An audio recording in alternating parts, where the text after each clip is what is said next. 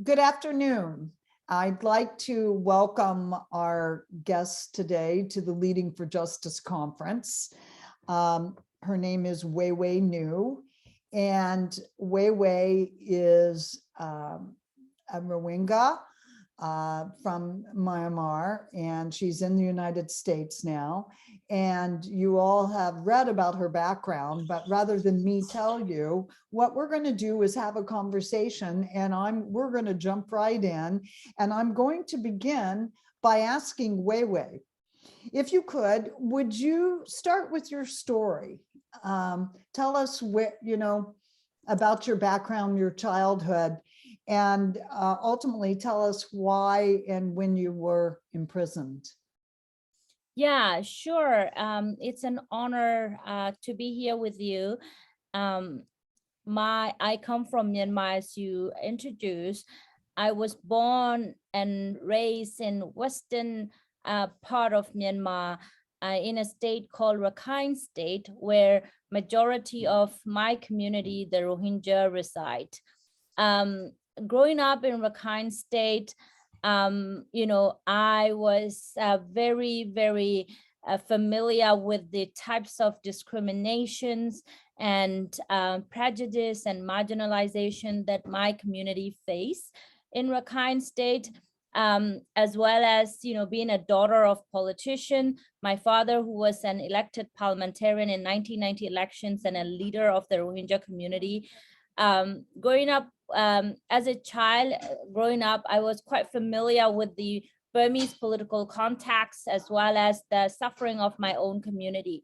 So I say, it wasn't the most, I guess, smooth or the most, the glorious childhood I had, being, a member of my community, Rohingya, which is known as one of the most persecuted community in the world. But it was a lot to absorb as a kid. In Rakhine State is a quite quite a state, like a place where you will find a lot of nature, greens, people, wooden houses, and people are lovely, and a lot of laughs among our society, among our relatives and neighborhood. However, as a kid, I came to realize I was aware of the discrimination that we would face in school or outside or etc. But then when I was in middle school, we moved to Rangoon, which was the capital city at that time, and now the economic city of Myanmar. And then in after my high school, when I started my college, at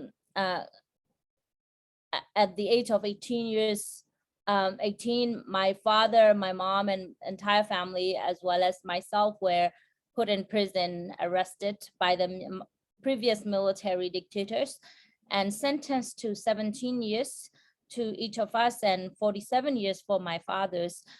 We had to spend in the prison for 7 years, almost 7 years, and we were released in 2012 with the presidential amnesty.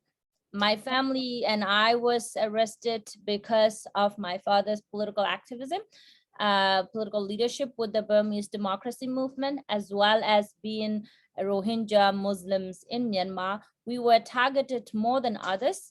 And my family, especially my father, was targeted as a family because of our ethnicity and religion. Oh, can you share with me? I'm going to back up and ask something, and then I'll jump back to where you ended. Some of those watching this conversation may not be aware of, without going into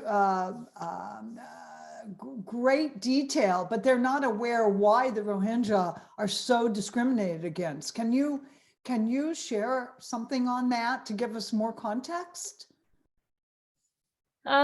Sure. So the Rohingya group, the ethnic group I belong to, We are from Myanmar, western part of Myanmar. We reside in Rakhine State, where I was born and grew up. Rohingya people have been targeted for their religion and ethnicity for several decades. The military and dictators use our religion, different nature of our religion and our ethnicity as a tool to incite religious violence or to promote their political popularities. We are a minority in Burma, where which population is predominantly Buddhist, and Rohingya being minority groups, being different from other Burmese in terms of culture, complexity and lifestyle, etc., as well as being a religion, Muslim, Islam as a religion. We are targeted in Myanmar more than any other ethnic communities. Although Myanmar is quite a diverse country, there is a different levels of target against different ethnic and religious communities. Rohingya is one of the worst that has been targeted, although other religious communities are targeted as well, like Christians and Hindus, apart from Buddhists, are targeted in many ways due to their religion. And Rohingya is one of the community that targeted in a most serious form. That's why the United Nations and the world, see Rohingya as one of the most persecuted community of our time. That's very helpful. I appreciate that. Going back to when you were in prison, were you together? Was the family together, or were you separated during that 7 years? And also, after you respond to that, why were you all of a sudden released without serving the full sentence, if you would? Yeah, so we were sentenced to 17 years, and my father was sentenced to 47 years. In the prison, me, my mom, and my sister were together. All the females were together, but my father was separated for many years. So it was really hurtful for us. It was really, mentally kind of, it's affect our mental health as well, because, not being able to see parents, and in addition to being sentenced or in prison, was really difficult for us, being very close to my father and etc. But yeah, we were released after about 7 years with the presidential amnesty, while the Burma had this so-called political democracy transition, or political, I called it as a political opening, along with other 623 political prisoners. Wow.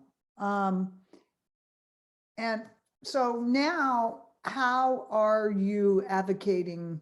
Tell me what happened. When you were released, what was the next step in your journey?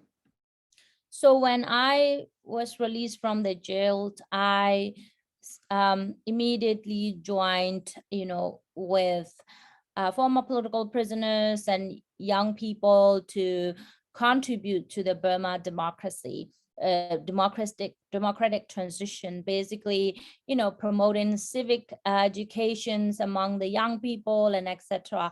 And then at that time, after about 6 months, we have a violence targeted against the Rohingya occurred in Rakhine State in 2012 June.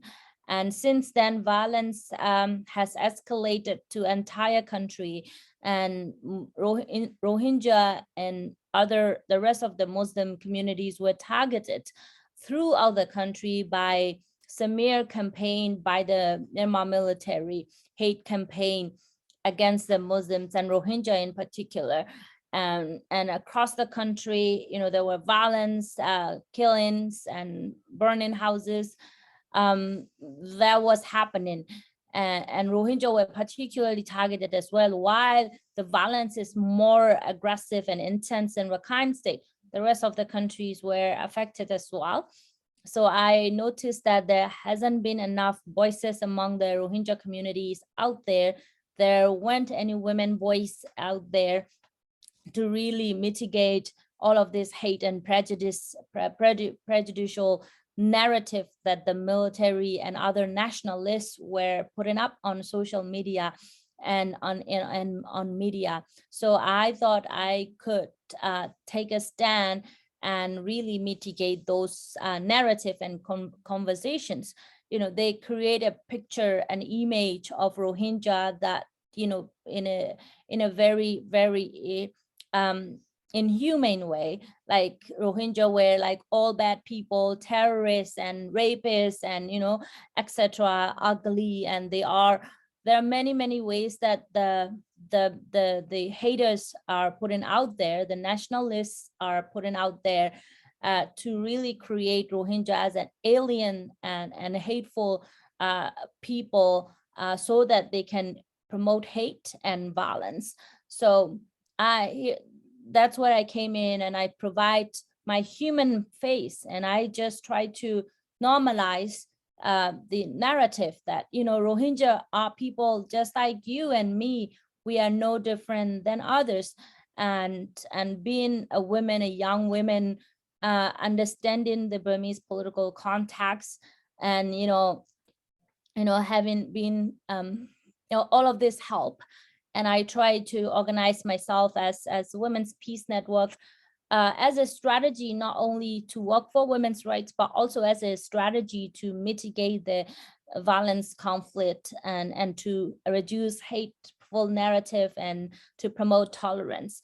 So since then, we've been working on promoting tolerance and non-discrimination through social media campaigns and offline engagement with the community leaders, religious leaders, and young people, as well as we extended our programs in many ways, including establishing a youth center called Yangon Youth Leadership Center, where we provide young people with the knowledge and skills that they need to become leaders. So we provide civic education, leaderships, peace building, including English classes, so that young people, especially women from the marginalized communities, religious communities, are empowered and confident, build confidence, and become leaders to promote peace in our society, peace and human rights and democracy in Myanmar.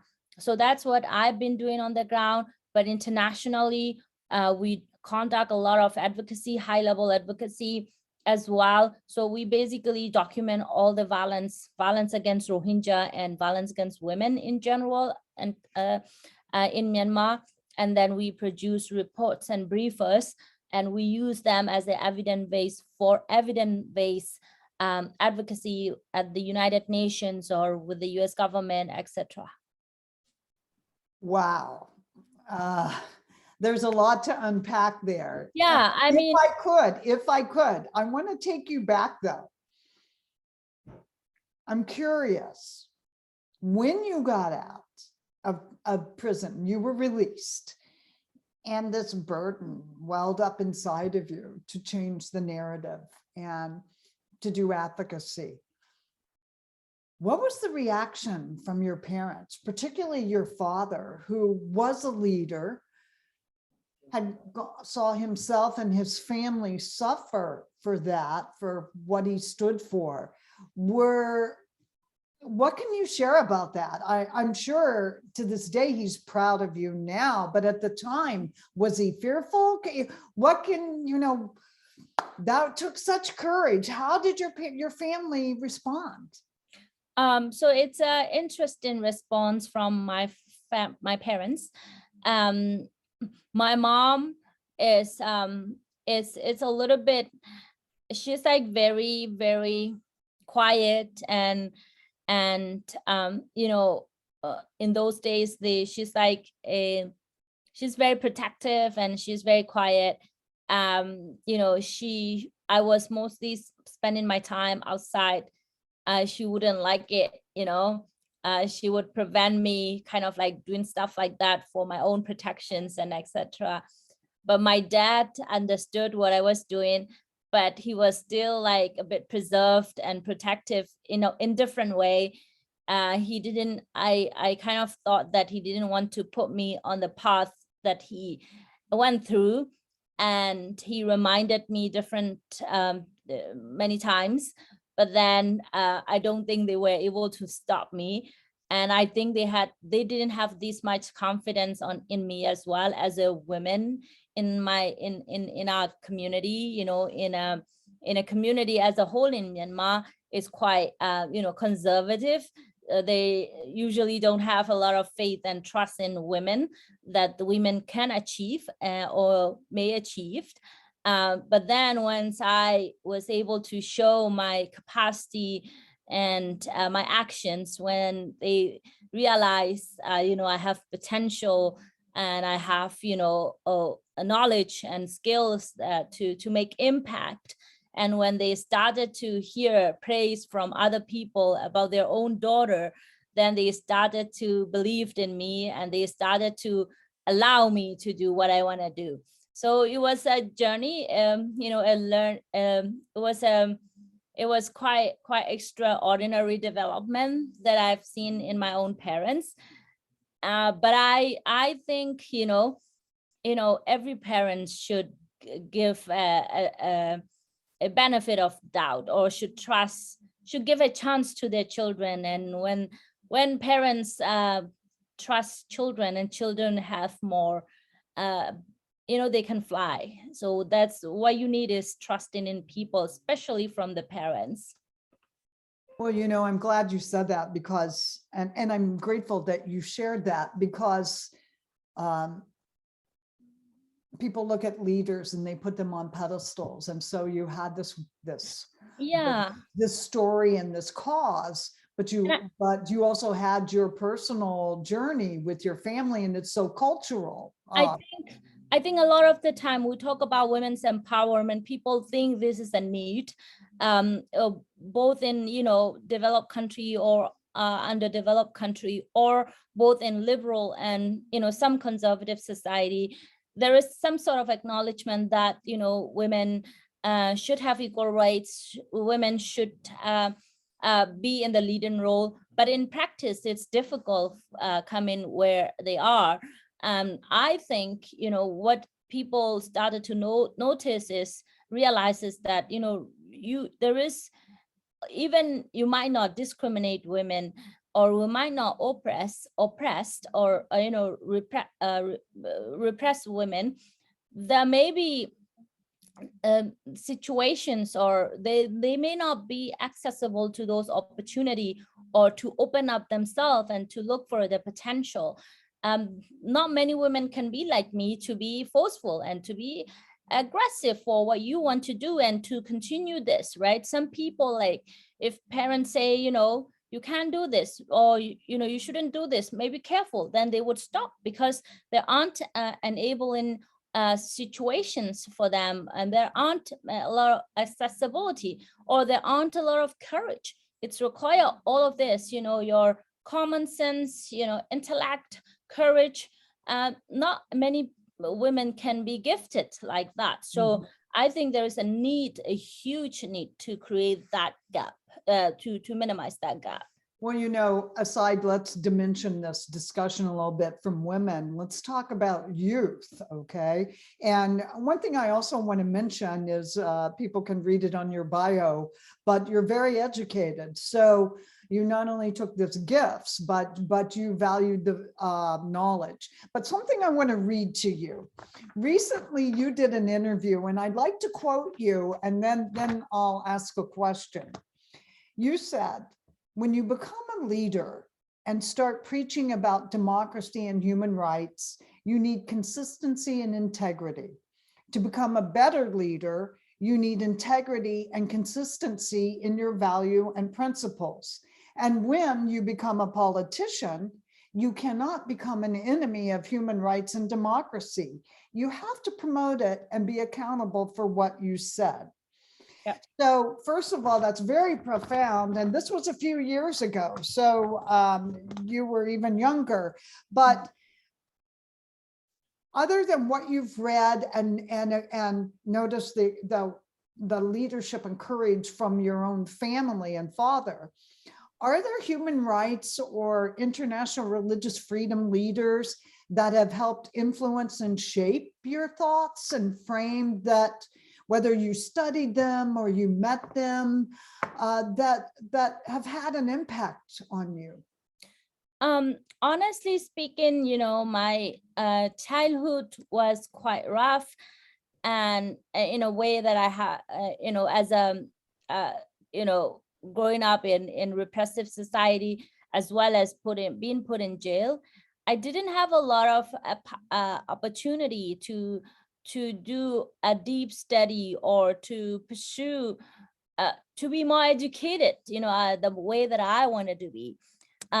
So a lot of the people that I know, I studied about them a little bit, very superficially. So I cannot say that who I like, who I am inspired or influenced by, apart from my father. But there are a number of people in the history and today that I am quite inspired by. For example, Dr. King Jr., or Nelson Mandela today, very principled, no, I mean, yeah, of course, Nelson Mandela, as well as the Dalai Lama, teach nonviolence and love and compassion, but also to keep your fight alive, to respect your dignity and your birthrights as a free people. And all of these leaders are very, very inspiring for me. I mean, everybody has some flaws in there, but there are some things that every human being has flaws, I believe. Not all leaders are perfect. Therefore, I cannot say that I like this individual or that individual. There are flaws in them. But what I believe is that we should take good from each individuals and adopt into ourselves and be a better individual, better person, and better leaders. What do you see as the greatest impediment to human rights and rule of law in your country now? I mean, we have situations where military attempted coup is ongoing. We have situations where the military leaders, committed genocide against Rohingya, my people, and crimes against humanity and war crimes against many other ethnic and religious communities in Myanmar, are controlling the country now. And that is unacceptable. That is a total failure of the world, international community, allowing this international criminals to have a control over the country without punishing them for their crimes. So that's a classic failure of international community and discrepancy on the international policies by the US and by the superpower countries, because we are not, perhaps we're not located in a more geopolitical interests geographically for international community. We felt like we are abandoned, we are ignored, our suffering has been ignored. Rohingya people are suffering for decades because of our faith and our ethnicity, and nobody, and there hasn't been the perpetrators are not being held accountable, and communities continue to suffer in Myanmar and abroad.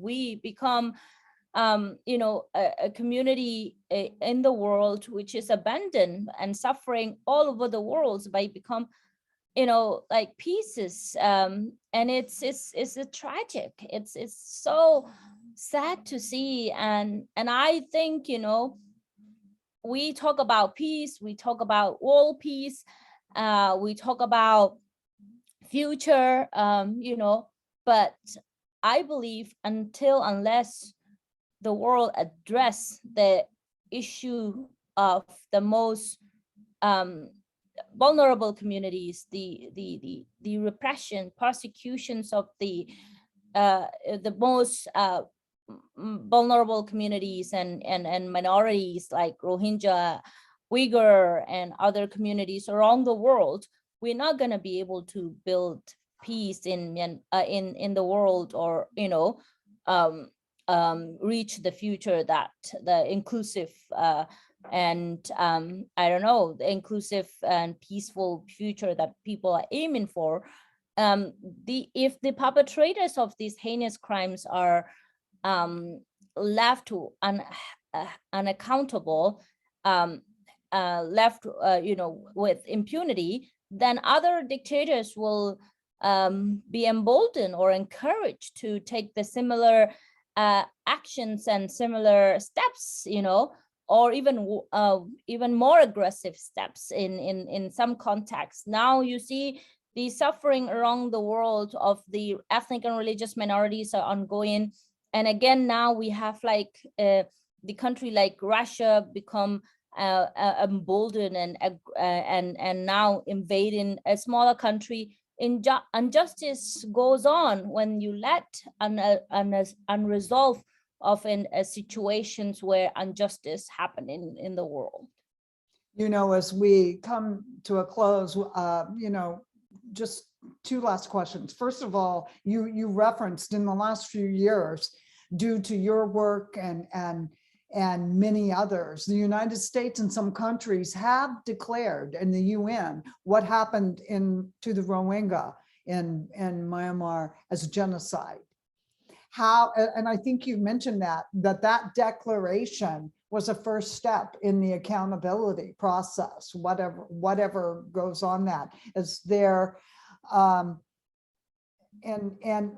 how you took that, I was quite taken and interested that you yourself then partnered as a fellow with the United States Holocaust Museum, who has told the story and the narrative and documented for years what happened to the Jewish people and that genocide. And then you use that and their framework to tell the genocide of the Myanmar. Can you talk about that experience partnering with the United States Holocaust Memorial Museum? Yeah, there are some states, Canada, and there are some states as well as some institutions like the U.S. Holocaust Memorial Museums has actually declared suffering of Rohingya as genocide. However, and I think there is a parallel in this. That's why the U.S. Holocaust Memorial actually created an exhibit for the Rohingya genocide, because there are a lot of the steps on the genocide and crimes that happen against the Rohingya are in fact the genocidal crimes, and there are a lot of parallels in other genocides around the world. And that's why, you know, they actually took a stand and declared that as a genocide. However, the US government has not made atrocity determinations yet, although they have investigated Rohingya genocide and concluded that the legal team has concluded that as amount to genocide, crimes of genocide. So we are urging the US government to make atrocity determination and to recognize the crimes as it is genocide. And that will give the US to take the next steps to hold the military leaders accountable, and also to help end the suffering of the Rohingya people. Right now, there are a couple of judicial proceedings happening in regards to the Rohingya situations. At the International Court of Justice, there was a country called Gambia sued Myanmar for the violations of genocide conventions. So the proceeding is happening at the International Court of Justice, as well as there is investigations at the International Criminal Court for the crimes of deportations of Rohingya to Bangladesh, which is a specific crimes under the Crimes Against Humanity. Since Myanmar is not a party to the Rome Statute, which is the statute of the International Criminal Court, the ICC, the International Criminal Court, cannot investigate the entirety of the crimes. They can only investigate the crimes that occurred on the soil of Bangladesh, which is Rohingya being sent to the Bangladesh. So it's very limited investigation that the International Criminal Court is able to start.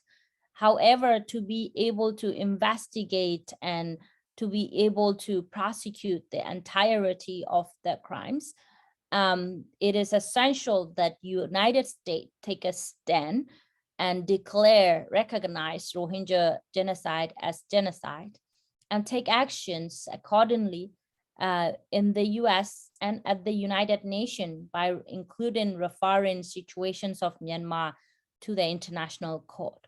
Only then we will have a full-fledged, it will lead to a full-fledged investigations and prosecutions of the crimes had occurred against the Rohingya. Thank you for explaining that and the current status. You know, in closing, what would you say to the participants of the Leading for Justice conference today and those who will be watching this interview online, regardless, because many of them may be young people or they may be people of faith who have always cared about other countries, but perhaps hadn't stepped out in either an advocacy role or some sort of justice under faith. What words of encouragement do you have for them? You know, leaders have said that injustice anywhere is injustice everywhere. And that is true. I believe in that. So stand up for other people. If you see, you know, injustice happening around the world in your neighbor, try to understand them, try to understand the nature of the injustice and the suffering of the people, and, you know, stand up for them. And if you have power, privilege, and accessibility living in this world, most powerful country, and use your power and privilege and, you know, accessibility to help others and to end injustice around the world. Otherwise, if you don't help other people, it will come after you one day or another, you know, sooner or later. Wai Wai Nu, we are grateful for you sharing your journey, and our best wishes and our prayers are for you, as somehow I think you're not going to stop. Yeah, no. Good. Thank you. Thank you very much.